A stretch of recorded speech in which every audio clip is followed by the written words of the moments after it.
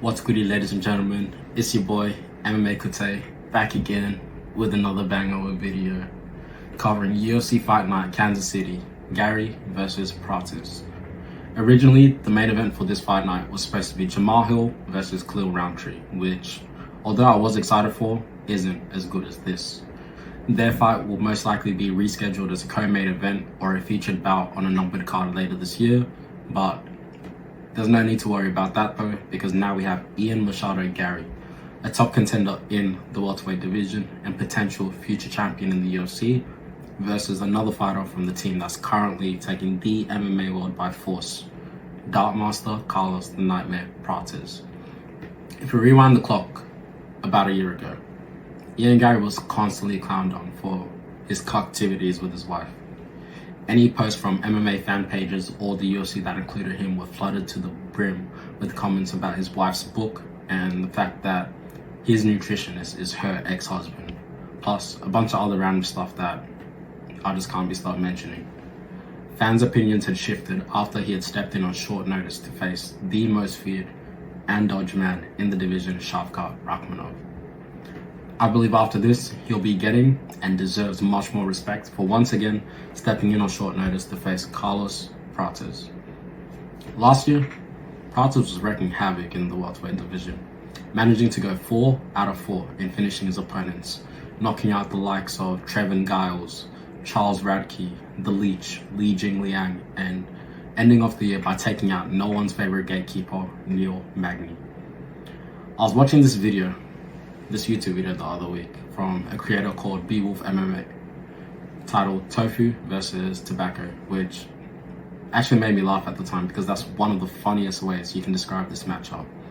Personally, I already believe that a lot of that vegan stuff is BS, because what do you mean you don't use anything that contains animal products? Being a vegetarian takes it far enough for me. Now, imagine that, but you also can't have eggs. You wouldn't have any real protein in your body. And me personally, I need that. For a little background info on Carlos Prates, he is a proud alcoholic and Dartmaster.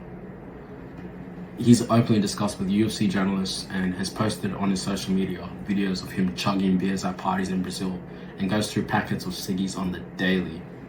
It doesn't make sense to me that these habits haven't prevented him from becoming a top prospect in the biggest MMA promotion in the world, but hey, I guess he's just built like that. A little off topic right now, but I once saw this post stating that this generation has the most athletic smokers. And from my experiences with other people and after seeing Carlos's rise in the UFC, I'm being more convinced about this statement each day. I heard this story one time about this dude. Let's just call him Skipper. Skipper would go through a pack a day, cones, beers, anything that he could get his hand on. But he was still the most athletically gifted person that this person had ever met.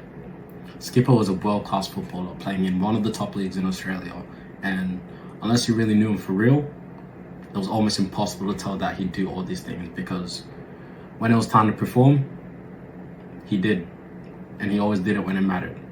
I feel that Carlos has a similar build to the Skipper guy, as in somehow they both train their bodies to ignore all the toxic stuff that they put in there. But anyways, back to the matchup. Prates was originally supposed to fight Jeff Neal, a predominant boxer with a snappy straight left. I feel that Garry will offer more problems to Prates than what Neal did. Ian has got a deep striking bag with elite kickboxing in Muay Thai, and has also proved to have some really high-level grappling in his encounters with Michael Venom Page and Shavkat Rakhmonov. Garry is the one who's coming into this fight on short notice, but I feel that this will work to his advantage because he has a lot of weapons in his arsenal that Carlos wouldn't have originally had to prepare for. Prates was supposed to fight Jeff Neal, who I'd say would be of a similar level when it comes to their fighting ability. Garry is currently a level, maybe 2 above, and as much as I'd hate to say this because I was backing Carlos against Neal, in my opinion, it's too much of a step up at this point in his career. How I can see this fight going is both of them engaging in a strike battle, where Ian has a high kicking output focusing on touching up Prates and outpointing him. I do believe that Prates will get good shots in, as he doesn't need a lot of chances to inflict real damage on his opponents, but the moment that Garry feels as if he's being threatened, he'll implement his grappling and hold on to Prates for his dear life. Similar to his fight against MVP, Garry will circle out of everything and try to clinch up when Prates tries to close the distance.